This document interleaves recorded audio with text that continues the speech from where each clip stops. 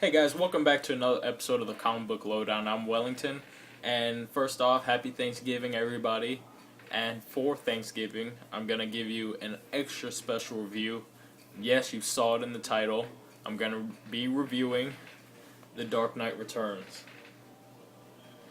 by Frank Miller, with Klaus Janson and Lynn Verley, but really, we all know this as Frank Miller's uh, pinnacle Batman story.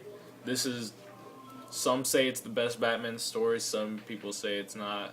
From what I've read so far, with the big Batman stories, I say this is, but I've only read this one in year one, and I still have to read Arkham Asylum, and I'd like to read Long Halloween, and I want to get Nightfall soon. The three big Nightfall books, but it's gonna be some money. So one day I'll get those and we'll review them, but that's way down the road. But right now we have Dark Knight Returns, and what can I say about this? This is just a great book. It's for those of you who don't know, at the core of the story, it's about Bruce Wayne. Just really, it's about an old man who refuses and who cannot give up. That's at the core of this story. It's just a story of perseverance and never giving up, no matter what the cost. And that's what Bruce Wayne as Batman does. And really, if I were to give this a grade, I couldn't give it a grade on the scale, because this book is just so good. I just finished reading it right now a couple of minutes ago for the second time, and there's some things that I've picked up on that I didn't pick up in the last time that I saw in the movie. The movie was also really great, and I've seen the movie a bunch of times, and Peter Weller's voice as Bruce Wayne and Batman, it's really caught on with me now, where now when I read this, that's the voice that I hear. When I read about Bruce Wayne as an old man, I hear Peter Weller's voice. And when I read Batman as Batman in the comics right now, as younger man, I hear Kevin Conroy. But with this, I hear Peter Weller now, and it's just great. Frank Miller has a great voice for Batman in this. The only thing I can really say bad about this is that it doesn't progress with the times well. And they did the same thing with the movie, that it's harder to get through. But this book very much stays in the 80s. It stays in that time period because just by the way that everybody talks, and of course the Cold War stuff and Reagan and all that kind of stuff, but really it's the way that people talk. And I wish they would have changed some of the things that, like, the mutants, for example, say in the movie, but they didn't. They put it pretty much word for word what they say. But that's really the only thing that I have against this book, is just because it's 2012 now when I'm reading it, and when this was made in 86, it's kind of hard to follow some of the slang that was used back then. But that doesn't really deter from the reading experience in this book. It covers in 4 books. It covers, so it's not really issues, even though it was issues, but each, it goes from book 1 to book 4, is what it says. And they don't use the original covers in this when they first show, book 1, book 2, book 3, book 4, but they do have the original covers in the back. And so I'm really glad that they put that, just to show you some of the covers, or all the covers. There's the cover to book 1, and they have the titles: The Dark Knight Returns, Book 2, Dark Knight Triumphant. Look at that cover. That cover is it's gruesome. Book 3, if I can turn the page. Book 3 is the Hunt for the Dark Knight. See right there, Carrie Kelly, Robin in the corner, and then Book 4, The Dark Knight Falls. And if you know the story, you know at the end. And if you don't know the story, skip now.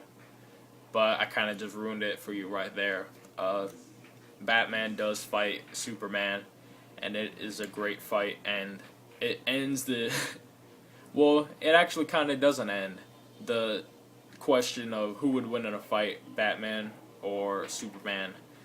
And if I were to answer that, I would probably say Batman, because he's smarter. But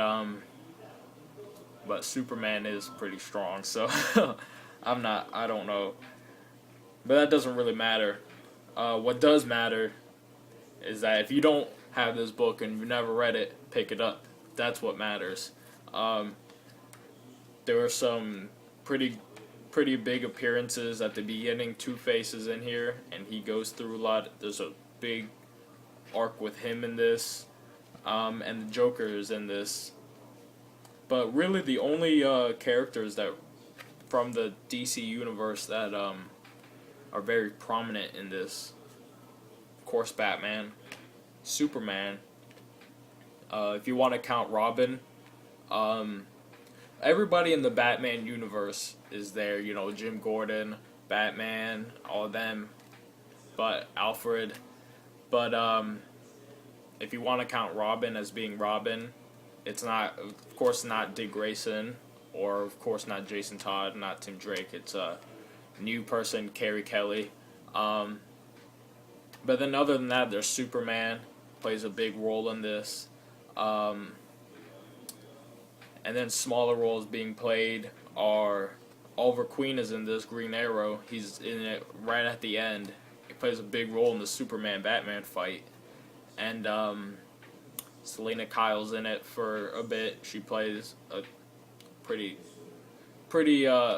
big role, but in a short time period. And what the Joker does to her is pretty bad. And they even have it on here on the cover. If you know the stills right here, you'll know. And they have them in the back. You'll know what I'm talking about. But yeah, so this book just covers a lot, and with the movie adaptation, the animated movie, I'm really glad that they put that they're making the movie in 2 parts, because I don't think you could cover all this story in just one movie. So it's a really good idea that they put it into 2 movies. That's pretty much it. I cannot go very much more into the story without just having to go into extreme detail, explaining pretty much book by book of the story. But yeah, so you just have great story with Batman, great character interactions, you know, Jim Gordon, Batman, the new Commissioner Yindel, who replaces Jim Gordon in this. It's a pretty big deal throughout this. And the Mutant Gang, very big part, pretty much the main villains throughout this this book. Maybe I can show you guys some of my favorite panels throughout this, favorite pages. One of my favorite pages right here at the end with when Batman comes on his horse. That is a great page. I wish I could draw that good. Trying, I'm learning to draw, but not that good. Definitely when Batman comes back, the first time you see Batman is definitely maybe my favorite page with him. Um, well, this is the first time you see him. If you know Batman, you've probably seen this too.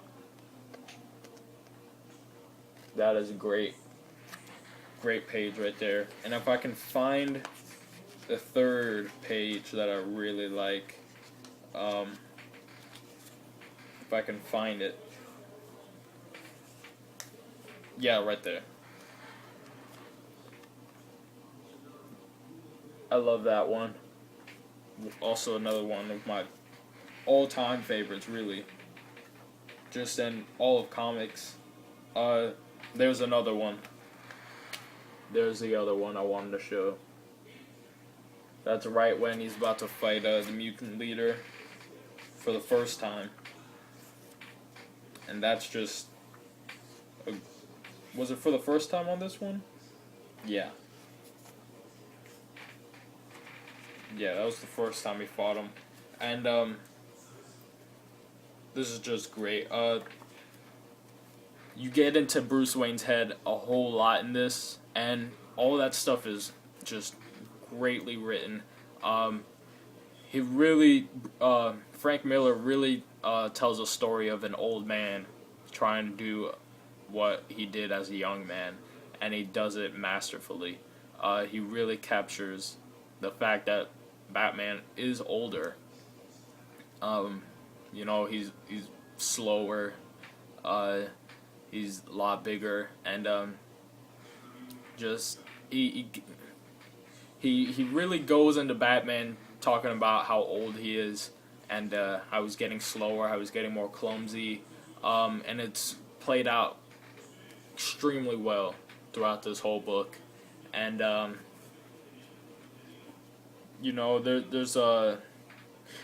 there's not much I can even say about this.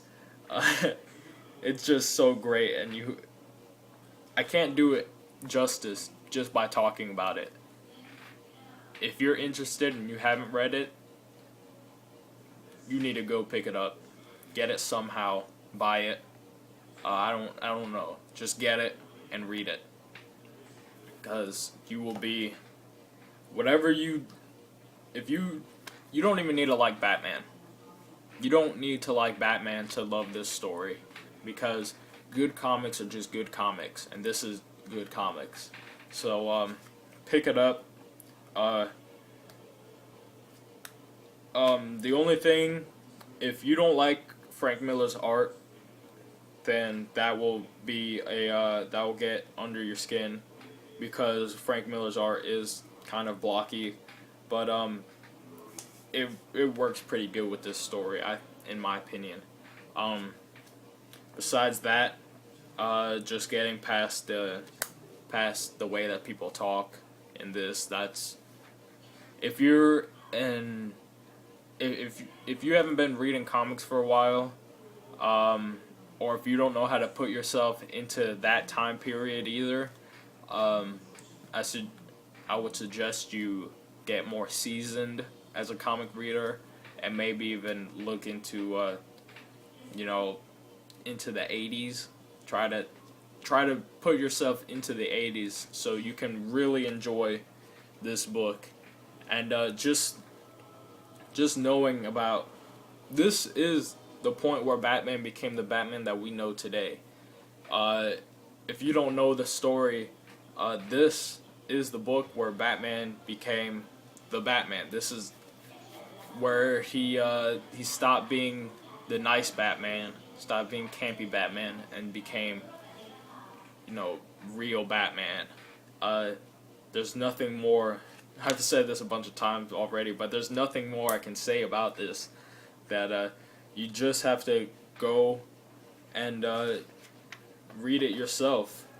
There are some more pages throughout this that I didn't show, just because it deals with the end, and if you haven't read it and you want to read it, you just gotta wait till you see it yourself. I don't want to ruin those pages for you, because they are just great, just a great show of how good the artwork is in this. I can tell you that Frank Miller does draw Superman very well, and draws he draws everybody pretty well throughout this. There's some times where the art is a little, and it's rare. It's rare times where the art is a little it's too much is going on, but for the most part, for the great most part of this book, you'll be able to tell what's going on. Um, and just when you read it, read it, take it in, and then read it again. And you're going to want to read it again, but read it again because there are things that you might miss, especially if you're not a seasoned comic reader like I was when I first read this. I hadn't been reading comics for as long, and I'm still not extremely seasoned in comic reading, but I found that I could enjoy this as much as anybody, and it's just great comics. I'm just gonna leave it at that. So, happy Thanksgiving again to everybody, and I'm Wellington signing off with the Comic Book Lowdown, and I'll see you guys next time.